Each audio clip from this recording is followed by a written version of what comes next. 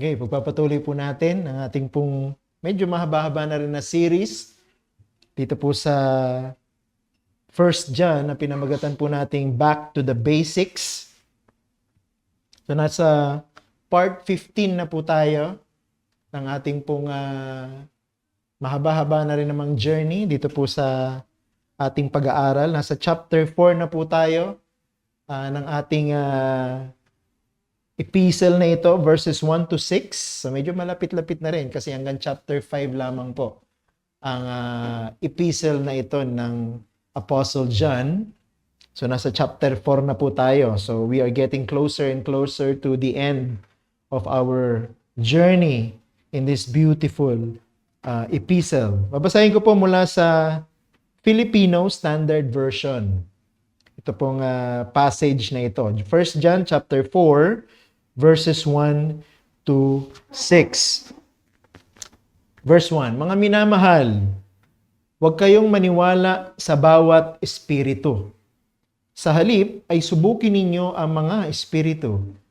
Kung ang mga ito'y sa Diyos, sapagkat maraming huwad na propeta ang naririto na sa sanlibutan. Makikilala ninyo ang espiritu ng Diyos sa ganitong paraan. Ang bawat espiritong nagpapahayag na si Jesucristo ay dumating bilang tao ay sa Diyos. Ang bawat espiritong hindi kumikilala kay Jesus ay hindi sa Diyos. Ito ay espiritu ng Antikristo na inyong narinig na darating at ngayoy nasa sanlibutan na. Mga anak, kayo'y sa Diyos at napagtagumpayan na ninyo sila. Sapagkat higit na makapangyarihan siya na nasa inyo kaysa kanya na nasa sanlibutan. Siya ay mula sa sanlibutan, kaya't ang sinasabi nila ay mula sa sanlibutan, at pinakikinggan sila nito. Verse 6, tayo ay sa Diyos.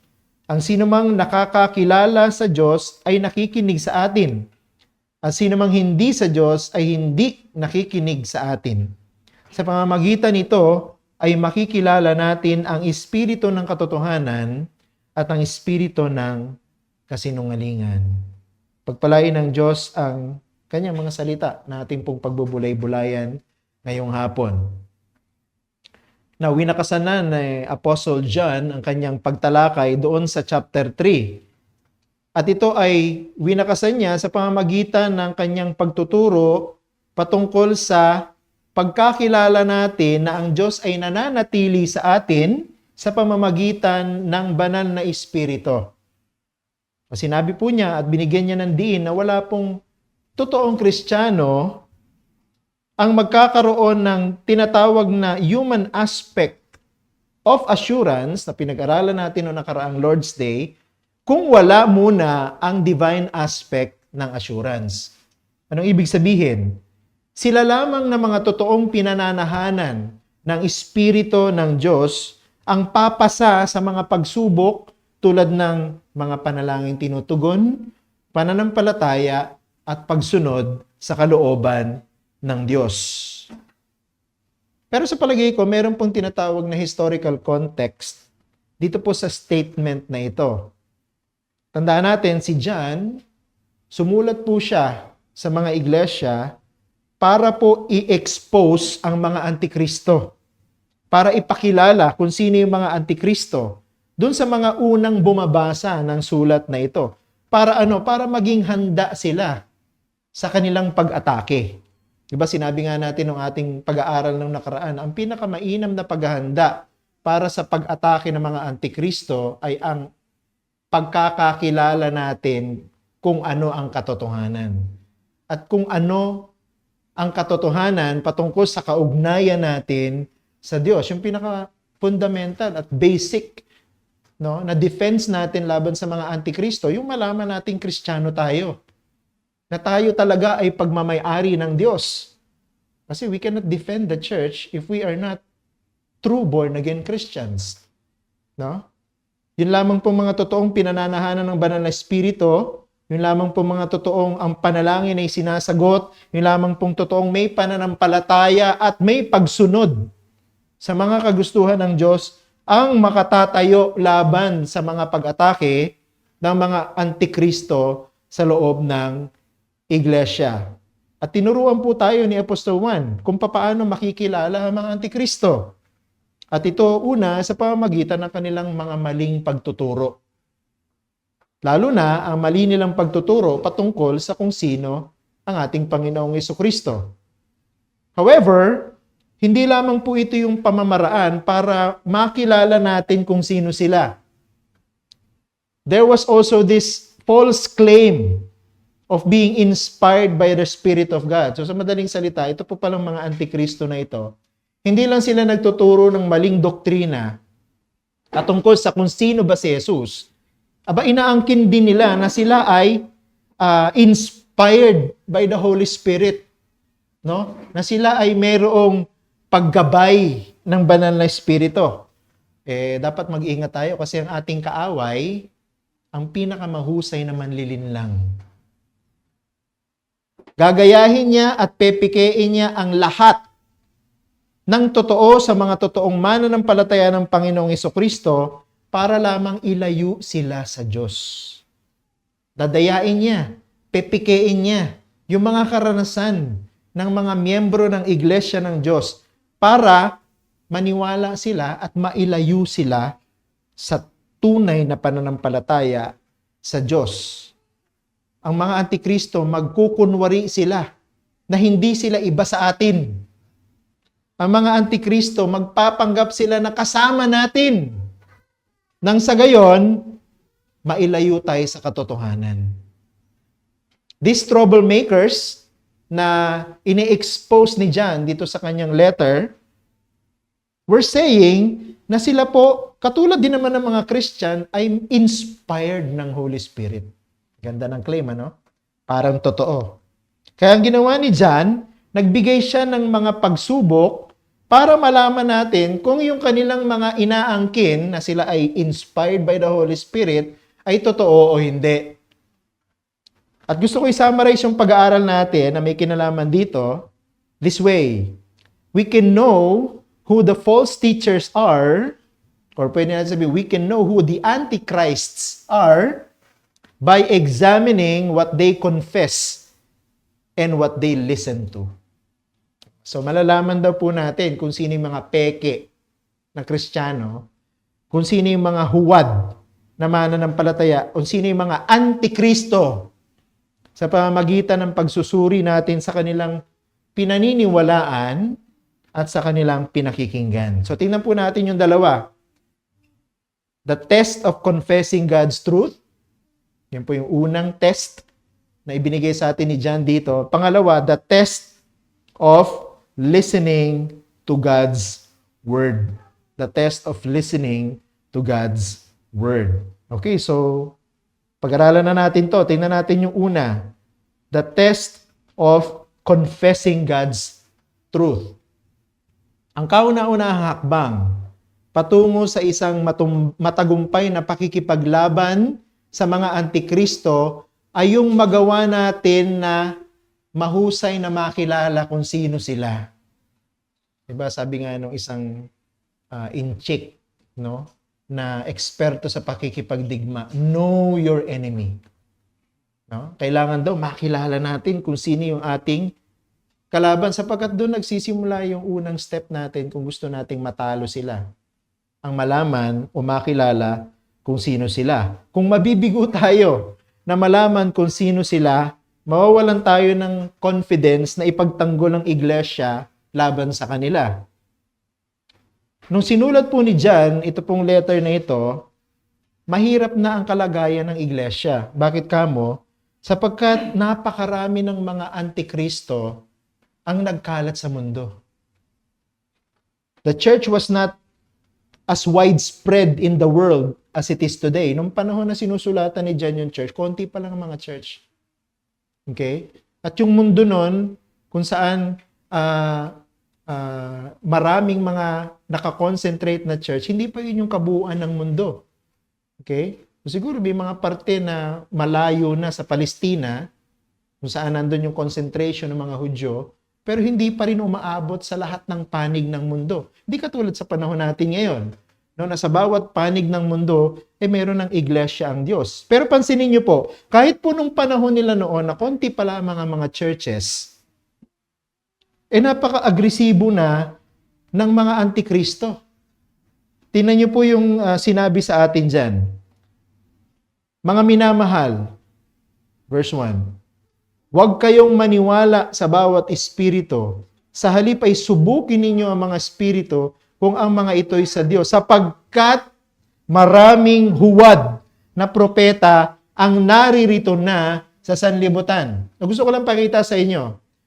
Nung panahon na yon, konti pa lamang ang church, maliit pa lamang ang mundo na alam ng mga mananampalataya noon, dahil na yung pa lang yung naaabot ng ebanghelyo at ng nagkakaroon ng mga iglesia. Pero dito pinapakita ni Juan yung pagiging seryoso ng paglaganap ng mga huwad na propeta. Paglaganap ng mga antikristo. Parang kung ang iglesia ay mabilis ang paglaganap at pagdami, ganon din ang bilis ng pagdami ng antikristo. Ganon din ang pagbilis ng pagdami ng mga nagtuturo ng mga maling doktrina. At ang target po nila talaga ay ang mga iglesia ng ating Panginoong Jesucristo. Kaya nga sinulatan ni John yung church. Mag-ingat sapagkat maraming mga huwad na propeta. Mag-ingat sapagkat maraming mga antikristo at nagkalat na sila sa buong mundo. They were all over the world nung time na yon, na naghahayag ng confusion sa mga churches ng ating Panginoong Jesucristo. Pero, ang pagiging mabangis nila o agresibo ay hindi po nagbago over time. Lumala pa nga. No, siguro, isipin ng iba, siguro noon yun. Nung panahon na yun, agresibo sila na magturo ng mga maling doktrina. Siguro sa panahon natin ngayon, hindi na. Mali. Hindi nagbago. Lumala pa nga ang pagiging agresibo ng mga antikristo sa panahon natin sa ngayon. Sa panahon po ni Juan, ang ginagawa nila para maipalaganap nila ang maling turo, pumupunta sila sa mga church. Wala namang internet nun, wala namang television nun, wala namang radio, wala namang newspaper nun, wala namang publication nun. So anong ginagawa ng mga bulaang tagapagturo o mga antikristo? Pumupunta sila ng personal doon sa mga church. Ini-infiltrate nila yung mga church. Siguro nagpapamember sila sa mga church para makapagpasok sila ng mga maling katuruan na gugulo sa pag-iisip ng mga miyembro ng iglesia nung panahon na yon. Sila po ay nanggugulo sa mga iglesia sa pamamagitan ng pagpapasok ng kanilang mga maling turo. Pero pansinin niyo po ngayon, ito pong mga antikristo na ito pumapasok sa loob ng iglesia by invading the privacy of their homes. Hindi na po kailangan ng mga antikristo na pumasok sa iglesia at magpamember. Ang ginagawa po ng mga antikristo ngayon, pinapasok nila ang mga tahanan ng mga miyembro ng iglesia sa pamamagitan ng telebisyon, sa pamamagitan ng mga electronic gadgets. Ginawa na nilang moderno ang kanilang pag-atake sapagkat ginagamit na nila ang technology ng internet para hindi nga lang pumasok sa ating mga sala, kundi pumasok sa mga kwarto natin. Diba? Yung iba nga, pagka nasa loob ng CR, dala pa rin ng cellphone, pumapasok pati sa CR natin ng mga antikristo. Dahil sa ating mga gadgets na nakakonect sa internet. Just imagine, gusto ko na ipakita sa inyo kung gaano sila ka-agresibo o mas agresibo ngayon sa panahon natin. So by doing this, they have made their presence in this world more obvious and more dangerous. Pero, bagamat ganon, parang nakakalungkot dahil ang bilis ng paglaganap nila at mas agresibo sila, may good news pa rin. Anong good news? Bagamat ang mga antikristo na ito ay mas laganap at mas agresibo sa panahon natin ngayon, madali natin silang ma-identify. Kahit pumapasok sila sa ating mga sala, sa ating mga dining hall, sa ating mga private rooms, gamit ang internet or ating mga gadgets, madali natin silang ma-expose. Madali natin silang ma-identify. Yung ginamit na word dito ni John, test. Diba? I-test ninyo ang mga spirits. Ano ibig sabihin ni John? By testing the spirit, we are to examine or scrutinize them. Yung ibig po sabihin ng salitang test, examine, scrutinize. Diba? Suriin nating mabuti kung sino at ano ang itinuturo nila. So, by testing the spirits, we scrutinize kung talaga bang yung inaangkin nila na pagtuturo o inspirasyon ay galing sa Espiritu ng Diyos o galing sa demonyo. Okay? Yun yung tinuturo sa atin dito ni John. Bagamat laganap sila, mas aggressive sila, hindi natin mapipigilan yung mga anak natin. Hawak yung mga cellphone, yung mga tablet, may internet connection, pwede sila makapakinig ng mga maling tagapagturo na ito. Hindi natin nababantayan. Pero ang sinasabi sa atin ni John, madali natin silang ma-identify. Madali natin silang mapipigilan. And John, dito po sa atin, na pinag-aaralang mga verses, presented itong test na ito in a positive and negative way. So the positive being the influence of the Holy Spirit, and the negative being the influence of Satan. So, tingnan natin to. Una,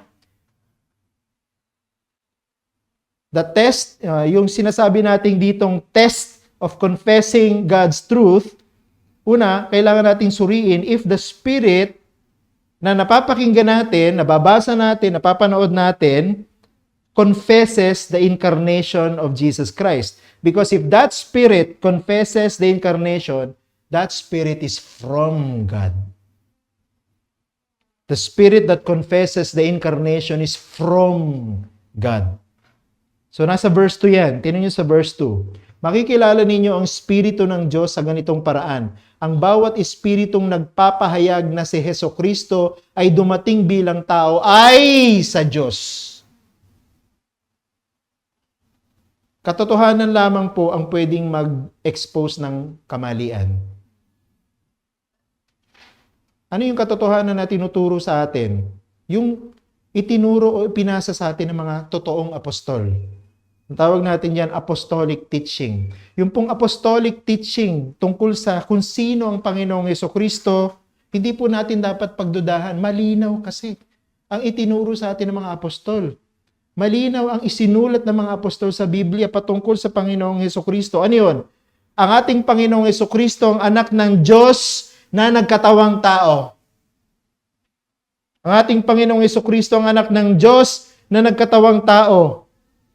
Ang mga antikristo sa panahon ni Juan, tinatanggi nila yan. Hindi sila naniniwala na si Jesus ang anak ng Diyos na nagkatawang tao. Bakit? Dahil sa kanilang paniniwala, sa kanilang kaisipan, hindi pwedeng magkaroon ng kaugnayan ang Diyos sa anumang laman. Bakit? Sapagkat ang anumang laman o pisikal, masama.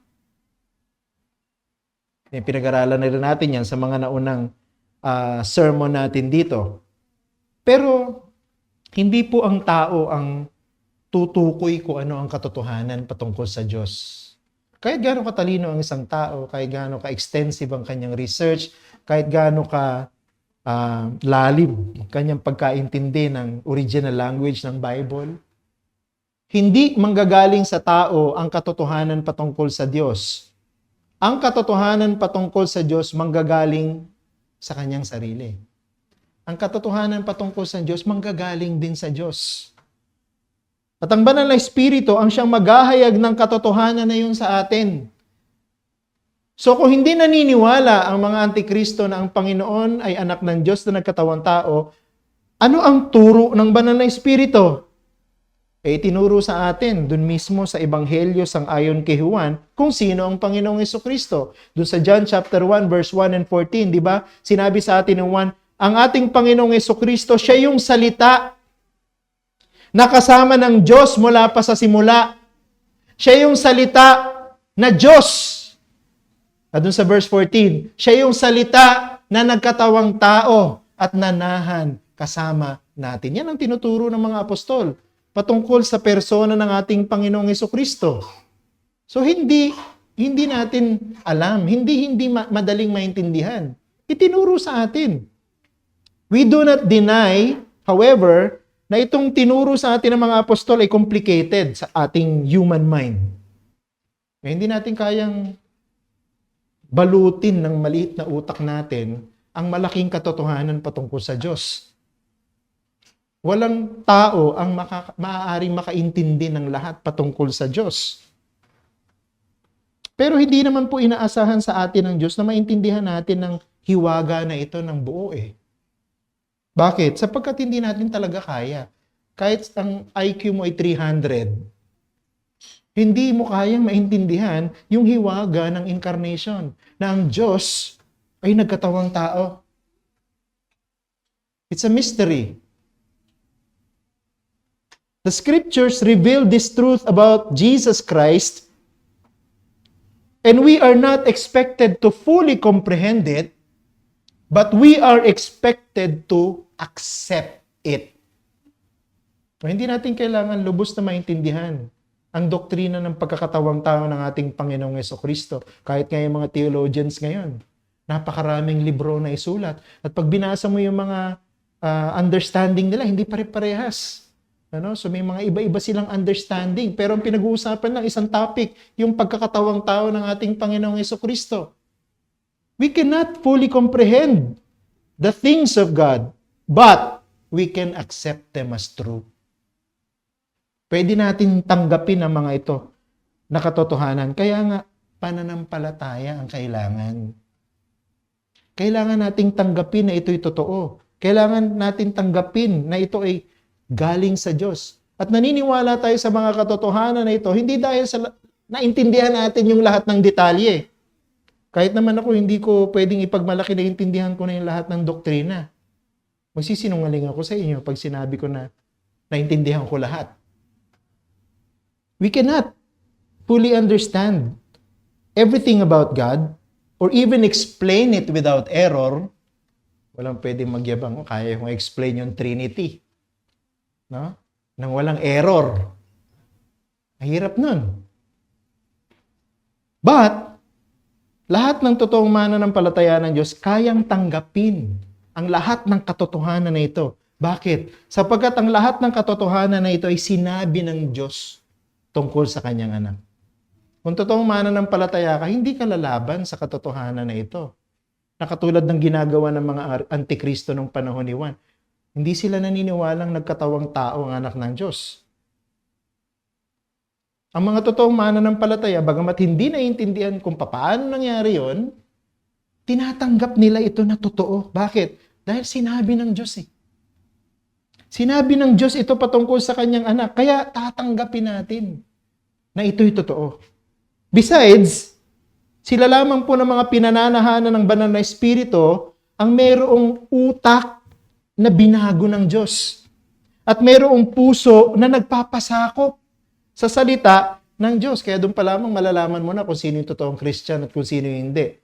Pagka ayaw nilang tanggapin yung sinasabi ng salita ng Diyos, pagdududahan mo kung totoong mananampalataya. Bakit? Sapagkat ang mananampalataya na pinananahanan ng banal na espiritu, hindi lang tinatanggap na ito'y salita ng Diyos, kundi nagpapasakop sa otoridad ng salita ng Diyos. Yung mga antikristo na yun, hindi nila matanggap na totoo ito. Bakit? Sapagkat hindi sila pagmamay-ari ng Diyos. This is the reason why their spirits are rebellious to the truth of God. Hindi nila tatanggapin ito. Maghahanap sila ng kapintasan sa salita ng Diyos. They will never accept it as true. So ano dapat natin gawin para ma-identify kung sino yung mga antichrist? Tingnan niyo dun sa 2 John chapter 1. Actually, isang chapter lang yung 2 John. Verses 9 to 11. Ganito nakasulat doon. Ang sino mang lumalampas at hindi nananatili sa katuruan ni Kristo, wala sa kanya ang Diyos. Subalit ang sino mang nananatili sa katuruan, nasa kanya ang Ama at ang Anak. Ang sino mang dumating sa inyo na hindi taglay ang katuruang ito, ay huwag tanggapin sa inyong tahanan at huwag din ninyo silang batiin, sapagkat ang tumatanggap sa taong ito ay nakikibahagi sa kanyang masasamang gawa. Anong sinasabi ni Juan? Pagka nalaman natin at na-identify natin yung mga antikristo na nagtuturo ng mga maling doktrina patungkol sa Panginoong Jesucristo, wag natin silang papasukin sa ating tahanan.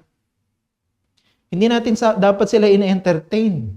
Hindi natin dapat sila binabati. Bakit? Sapagkat sila ay nagdadala ng masamang katuruan na magpapahamak sa kaluluwa ng sinumang taong maniniwala sa kanila. So don't entertain itong mga cults na nakapaligid at nag-i-invite na papasukin mo kami at mangangaral kami sa inyo. Sabi dito, sapagkat ang tumatanggap sa taong ito, o sa mga taong ito, o sa mga antikristo na ito, ay nakikibahagi sa kanilang kasamaan. Pangalawa, the spirit that refuses to confess Jesus is of the devil. Ito yung negative. So nakita na natin yung positive. Diba? The spirit that confesses the incarnation is of God. Dito naman, the spirit that refuses to confess Jesus is of the devil. Ito yung negative test, nasa verse 3. Tingnan mo yung verse 3. Sabi diyan, ang bawat espiritong hindi kumikilala kay Jesus ay hindi sa Diyos. Ito ay espiritu ng Antikristo na inyong narinig na darating at ngayon nasa sanlibutan na. Gusto kong pansinin niyo to. No? This is very interesting. Kasi si John, dito sa verse 3, nag-focus siya hindi lamang doon sa doktrina ng pagkakatawang tao ng ating Panginoong Jesucristo. Hindi niya sinabing, ang bawat espiritong hindi naniniwala na si Jesus ay nagkatawang tao ay hindi sa Diyos. Hindi eh. Ang sabi niya, ang bawat espiritong hindi kumikilala kay Jesus ay hindi sa Diyos. He said, anyone who does not confess Jesus is not from God. Ako naniniwala na ang sino man na nagde-deny o ayaw maniwala na si Jesus ang Kristo, ang anak ng Diyos na nagkatawang tao, hindi lang nagde-deny ng incarnation, kundi dinideny niya yung totoong Jesus Christ ng Bible. Nakuha niyo po ba yun?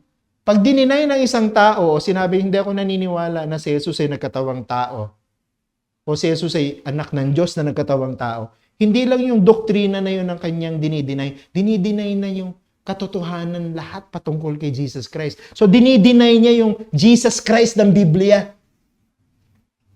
Diba dangerous yun? Note that this Antichrist in John's time, hindi po nila dinideny na si Jesus ay totoong tao. Naniniwala sila nung panahon na yan, itong mga Antikristo na ito na tinutukoy ni Juan, na yung Jesus na napako sa krus, totoong tao. Naniniwala sila na siya ay isang historical person, na siya ay real person. However, ang ginagawa nila, pinapakilala nila na ang Jesus na ito ay hindi yung Jesus na itinuturo ng Biblia na nanggaling sa langit. Bakit? Kasi hindi sila naniniwala na may katawan yung Jesus na yan. Kasi yung katawan o itong flesh o anything material in this world, evil. So therefore, God cannot have a physical body. Kaya yung Jesus na yun, hindi siya talaga mayroong katawan. Ang tawag nila, phantom lang yun. No? Mukha lang siya may katawan, pero pag hinawakan mo, lulusot yung kamay mo kasi wala siyang physical body. Parang ano lang siya, manifestation lang siya or image or parang, ano ba tawag dyan? Parang projection lang siya ng isang human being, pero wala siyang human body. Ganun yung pagkakaintindi nila. Pero naniniwala sila na mayroong Jesus. So any Jesus, pakinggan niyo po ito, any Jesus who does not fit the description of Scripture is a distortion intended to deceive people.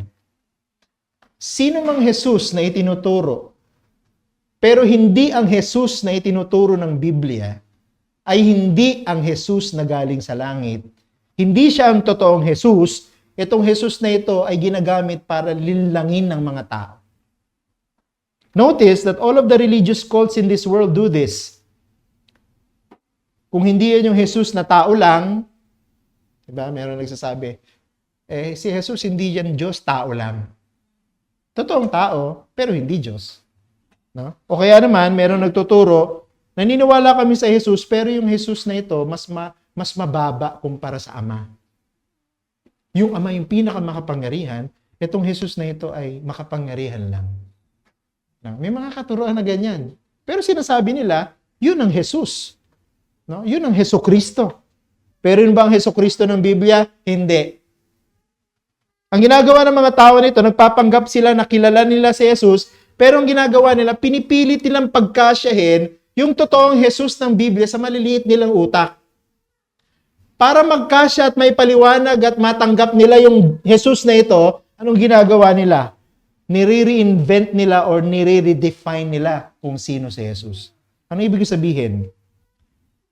Binabawasan nila kung sino yung Jesus ng Biblia. Tulad ng isa, sabi, si Jesus ay hindi Diyos at tao. Si Jesus ay tao lang. Kasi hindi nila matanggap na si Jesus ay Diyos at tao. So tinanggal nila yung katotohanan na si Jesus ay Diyos, tao na lang. Yung iba naman, hindi nila matanggap na si Jesus ay kapantay ng Ama. So ang ginawa nila, binaba nila si Jesus. Dinigrade nila, dinemote nila. Sabi yung Ama, yun ang pinakamakapangyarihan. Yun talaga ang Diyos na pinakamakapangyarihan. Si Jesus, mababang klaseng Diyos. Tingnan mo ginagawa nila. Dahil hindi nila matanggap yung kabuuan ng turo ng Biblia patungkol kay Jesus, binabawasan nila. Binabago nila. Ang sino mang nagtuturo ng isang Jesus na hindi tumutugma sa tinuturo ng Biblia, sinungaling. Antikristo. At para sa akin, ito ang pinakamasahol na klase ng kamangmangan sa mundo. Hindi po katalinuhan yun. Kamangmangan yun. Sila lamang na mga naniniwala sa tinuturo ng Biblia ang nakakaunawa kung sino si Jesus. At hindi naman natin dapat pagdudahan yung mga hindi naniniwala sa Panginoong Jesucristo. Bakit? Sapagkat sila yung tinutukoy na Biblia na unregenerate. Hindi nila matatanggap si Jesus para sa kanila kamangmangan yung turo ng Biblia. The true Christian will not doubt what the Bible says about the person of Jesus. Ang totoong Christian, mamahalin niya yung turo ng Biblia patungkol kay Jesus. May encourage siya patungkol sa mga katotohanan na ito at sasambahin niya ang Diyos dahil sa mga katotohanan na ito. A person who is regenerated by the Spirit of God, hindi siya magiging expert patungkol sa Panginoong Jesucristo, pero magiging tiyak ang kanyang kaugnayan sa Panginoong Jesucristo. Bakit? Sapagkat tinatanggap niya ang lahat ng turo ng Biblia patungkol kay Jesucristo. At ako naniniwala yan, tinuturo sa atin ni John dito.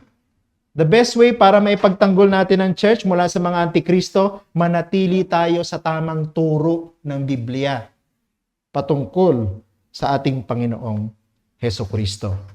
Pag nag-deviate ka sa turo ng Biblia, nasa error ka na. Pag nag-deviate ka sa turo ng Biblia, antikristo ka na. Let's move to the second test. The test of listening to God's Word.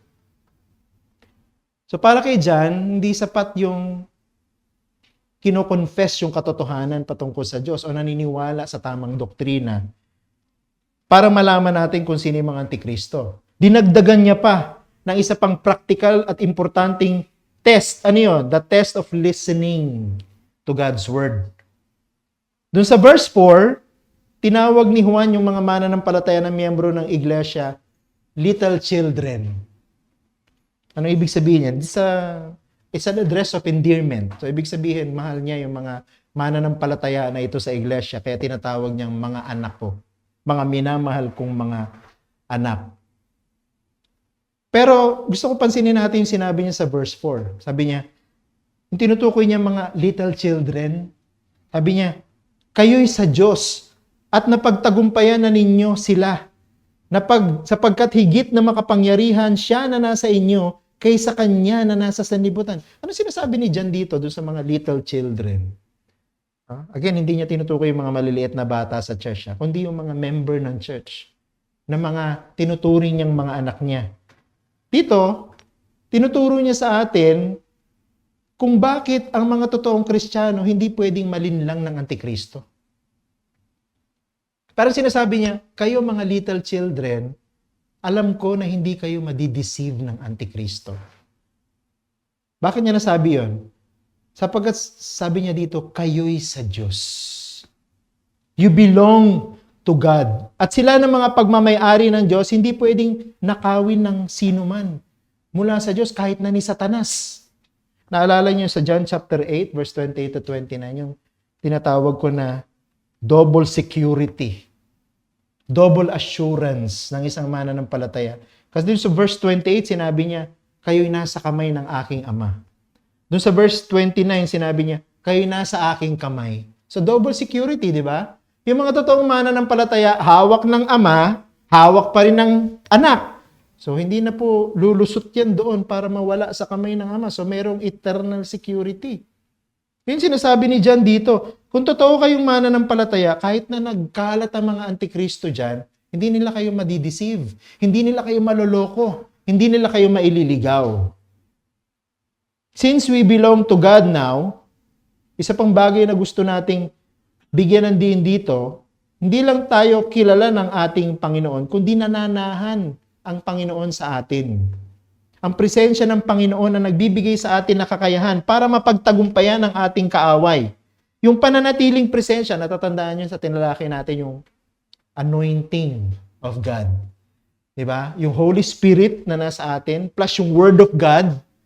So yun yung anointing ng Diyos sa atin. Yun yung pinapahid na langis, no? Tulad ng larawan sa lumang tipan. Yung banal na espiritu na nasa atin at yung salita ng Diyos, yun yung nagpo-provide sa atin ng kapangyarihan para tanggihan na maniwala sa mga maling turo ng mga antikristo.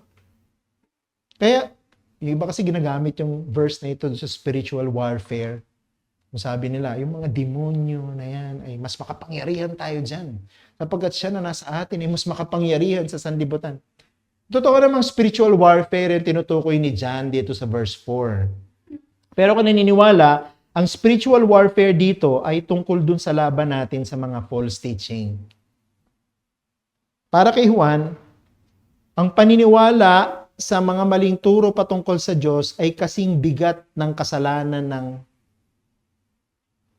walang katuwiran at ng kawalan ng pag-ibig sa kapwa. So yung pong pag naniwala daw po ang isang tao sa mga turo ng mga antikristo, diba, naniwala ka sa turo ng isang grupo na si Jesus ay tao lang. O kayo naniwala doon sa turo ng isang grupo na si Jesus ay mababang klaseng Diyos.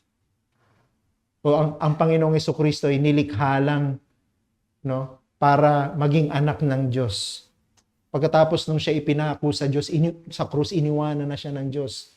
Dahil dinala niya ang kasalanan ng sanlibutan. Ang dami mga imbento patungkol sa kung sino ang Panginoong Jesucristo. Pag naniwala ka doon, ang sabi ni Juan, kasing sahol nun yung pagsisinungaling, pagnanakaw, pagpatay, pangangalon niya, at kawalan ng pag-ibig sa kapwa. So, we have the assurance that we can win the battle against false teachers and their false teachings if we are true Christians. So, dapat, pag Christian ka, may advantage ka na. Kaya mga naliligaw na mga kulto na nagtuturo ngayon, more likely hindi Christian eh. Bakit? Wala sa kanya yung anointing. Wala sa kanya yung Holy Spirit at wala sa kanya yung firm understanding ng turo ng salita ng Diyos. Pero, hindi ibig sabihin Christian ka, wala ka ng responsibility.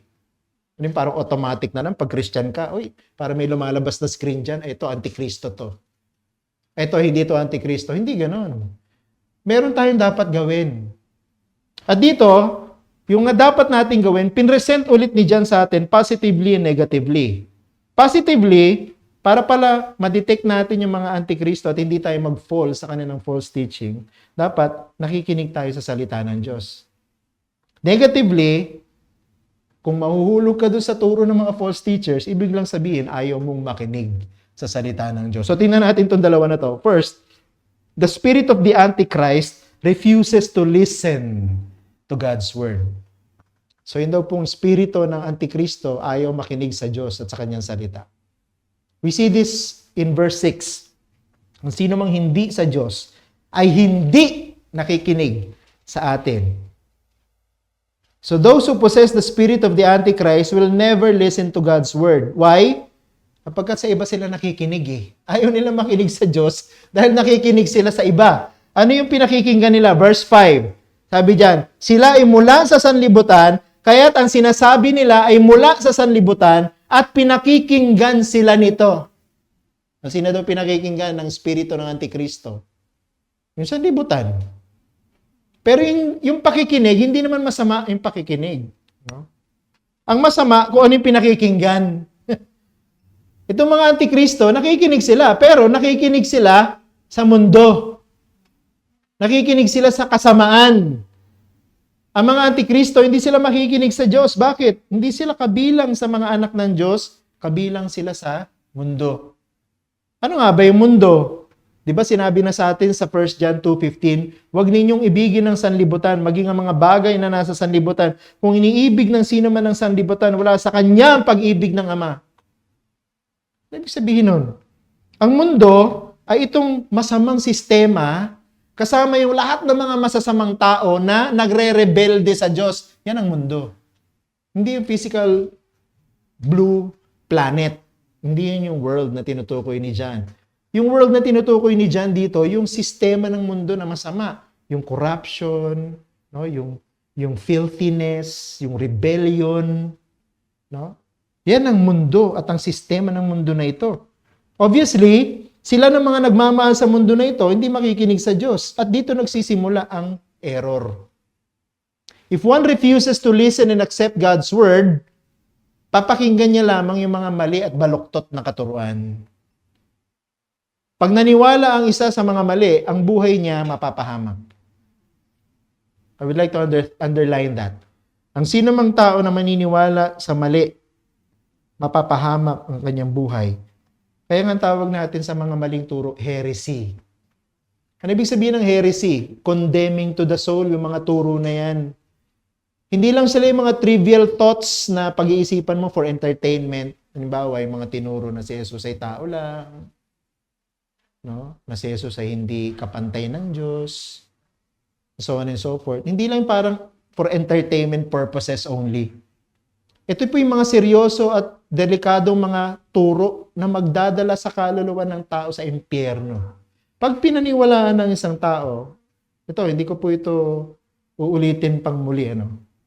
Ang sino mang tao na maniniwala sa mga heretical teachings na ito, mapapahamak ang kaluluwa sa impyerno. Bibigyan ko kayo ng isang example. May mga tao, gustong-gusto nila yung turo na si Jesus ay tao lamang at hindi Diyos.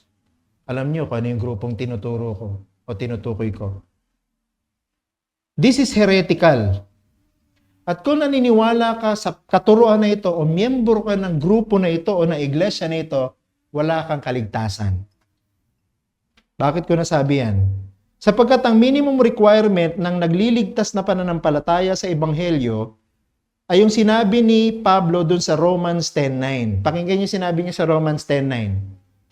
Sapagkat kung ipahahayag mo sa pamamagitan ng iyong bibig na si Jesus ay Panginoon at sasampalataya ka ng buong puso na binuhay siyang muli ng Diyos mula sa kamatayan ay maliligtas ka.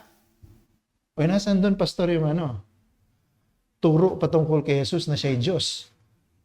Kasi sinabi lang dyan, kung ipahahayag ng iyong bibig na si Jesus ay Panginoon, yun po yung susi doon sa talata na yung salitang Panginoon. Pag pinag-aralan niyo pong mabuti, yung salitang Panginoon ay hindi lang po naniniwala tayo na si Jesus ay dapat sundin o dapat magpasakop tayo sa Panginoon, sa kanyang pagiging master. Bagamat totoo yun, pero may mas malalim na dahilan kung bakit ginamit ni Pablo yung salitang Panginoon dito po sa talatang yun. Yung pong salitang Panginoon, yun po yung salitang Yahweh sa lumang tipan. The word Lord here is the name Yahweh in the Old Testament. Kasi pag binasa mo yung context nito, kino-quote ni Paul dito yung Joel chapter 2 verse 32. At dun sa talata na yon, malinaw na ang pangalan ay Yahweh. Pero yung pangalan na yon sa Joel 3:32 na Yahweh, ginamit ng ating talata na sinulat ni Apostol Pablo para tukuyin ang ating Panginoong Hesukristo. So, sa madaling salita, yung salitang Lord dito, na ibig sabihin na Yahweh, ina-apply ni Paul sa ating Panginoong Hesukristo. Anong ibig sabihin? Ang pananampalatayang nagliligtas ay ang pananampalataya na si Jesus ay hindi lamang tao, kundi ang pananampalatayang si Jesus ay Diyos. Ulitin ko yan. Ang pananampalatayang nagliligtas ay hindi lamang pananampalatayang si Jesus ay nagkatawang tao. Siguro dahil doon nagse-celebrate siya ng Christmas. Pero ang pananampalatayang nagliligtas ay naniniwalang si Jesus ay Diyos. So si Jesus ay Diyos at tao. If a person will refuse to believe that Jesus Christ is only human, o hindi siya maniniwala na si Jesus ay tao at Diyos, hindi siya maliligtas. Pag tinanggi niya at ayaw niyang maniwala na si Jesus ay Diyos, tao, hindi siya maliligtas. Kaya hindi po ako matatakot na sabihin na sino mang kulto na hindi naniniwalang si Jesus ay Diyos, hindi sila ligtas. Bakit? Sapagkat yun ang tinuturo ng salita ng Diyos. Pero hindi ko sinasabing hindi sila pwedeng maligtas. Kung talagang pinili sila ng Diyos at mananampalataya sila sa totoong Kristo ng Biblia, maliligtas sila. Pero kung mananatili sila sa maling turo ng kanilang grupo, wala pong katiyakan ng kaligtasan sa ganon. Kapag hindi sila naniniwala sa totoong Jesus ng Biblia. Ganun po ka-importante yung doktrina.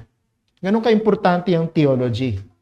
Dapat tama ang ating pagkakilala kung sino ang ating Panginoong Jesucristo. Pangalawa at huli, the Holy Spirit, ito yung positive, the Holy Spirit will willfully listen to God's Word.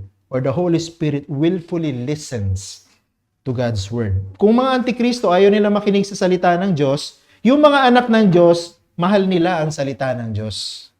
Nakikinig sila sa salita ng Diyos. Nagpapasakop sila sa salita ng Diyos. Tingnan niyo yung verse 6. Ang sino mang nakakakilala sa Diyos ay nakikinig sa atin. We know that this is the Word of God. Why? Kapagkat ito pong mga pinag-aaralan natin at pinangangaral natin ay consistent sa mga turo ng mga apostol. Wala nang apostol ngayon. Paano yun? Pero may ginamit ang Diyos ng mga totoong apostol para isulat ang kanyang salita.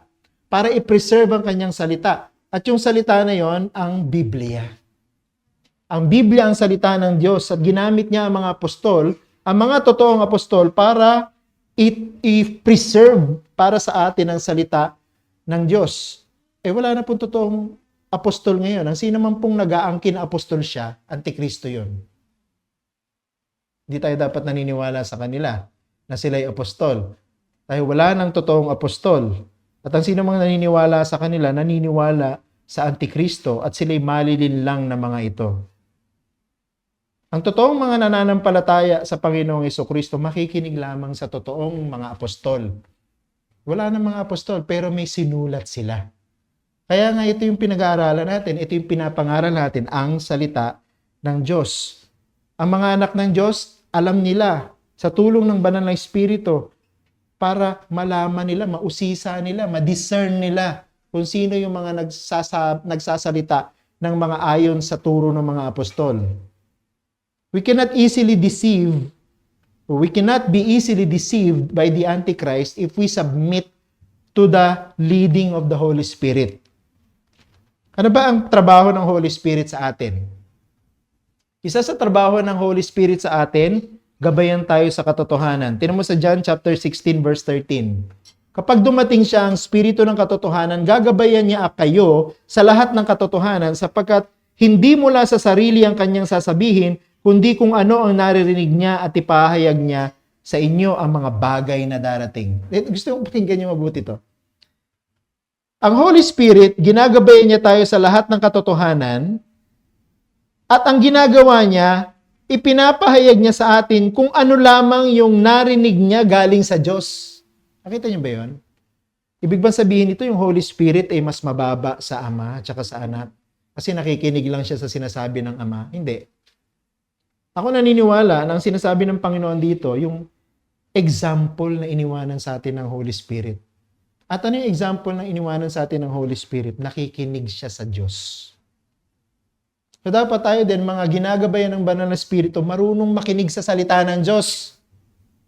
Marunong magpasakop sa salita ng Diyos. Marunong sumunod sa salita ng Diyos. At ito yung pinakamainam na paraan para malaman natin kung sino yung Antikristo o hindi. Yung mga ayaw makinig sa Diyos, Antikristo. Yung mga totoong nakikinig sa Diyos, anak ng Diyos.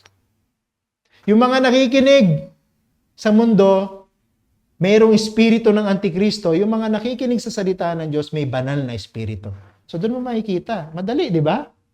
Madali lang naman ma-determine kung sino yung anak ng Diyos at kung sino yung hindi. Tandaan niyo, hindi masama makinig. Sinong pinakikinggan? Naalala niyo sa Garden of Eden, si Adam at saka si Eve, hindi sila mahina makinig. Magaling nga sila makinig eh. Kaya lang ang problema sa kanila, sinong pinakinggan nila? Si Satan. At dahil pinakinggan nila si Satan, naniwala sila, nahulog sila sa kasalanan.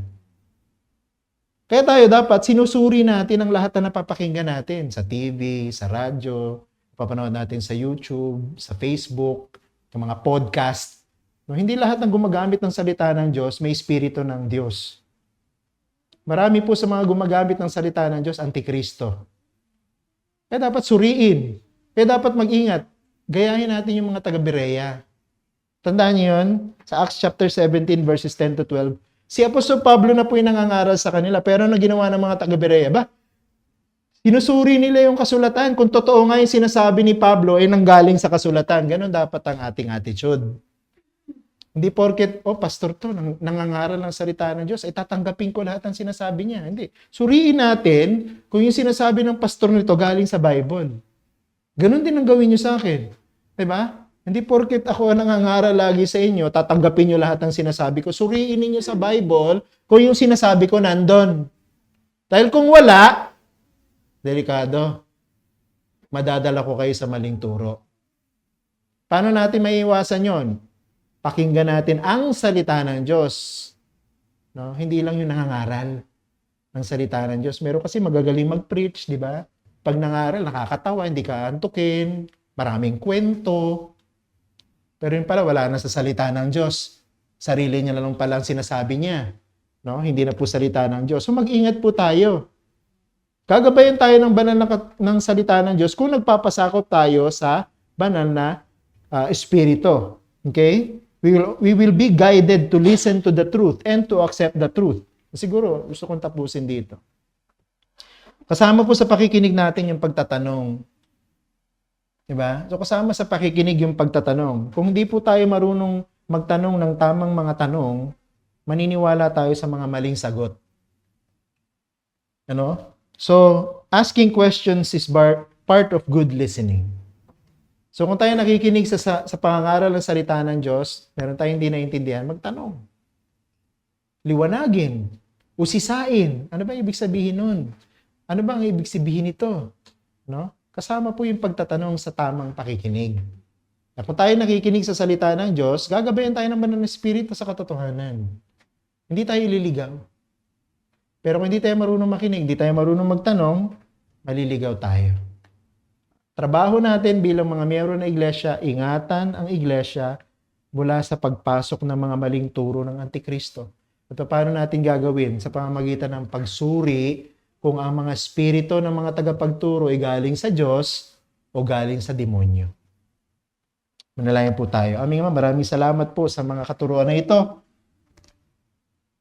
na inyong iniwanan sa amin, mga bagay na dapat naming gamitin, mga praktikal na katotohanan na pwede po naming gamitin para suriin kung ang mga espiritu na napapakinggan namin o pumapasok sa aming mga tahanan ay galing sa espiritu ng Diyos o galing sa espiritu ng Antikristo.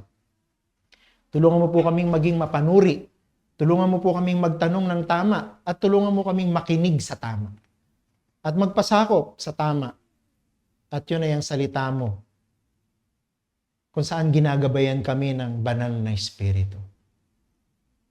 Kaya namin na mapagtagumpayan ng mga Antikristo pero kailangan naming sundin ang mga test na ito at ipasa ang mga test na ito nang sa gayon may pagtanggol namin ang iglesia. Ito pinadalangin namin, Panginoon, tulungan mo kami sa pangalan ni Jesus. Amen.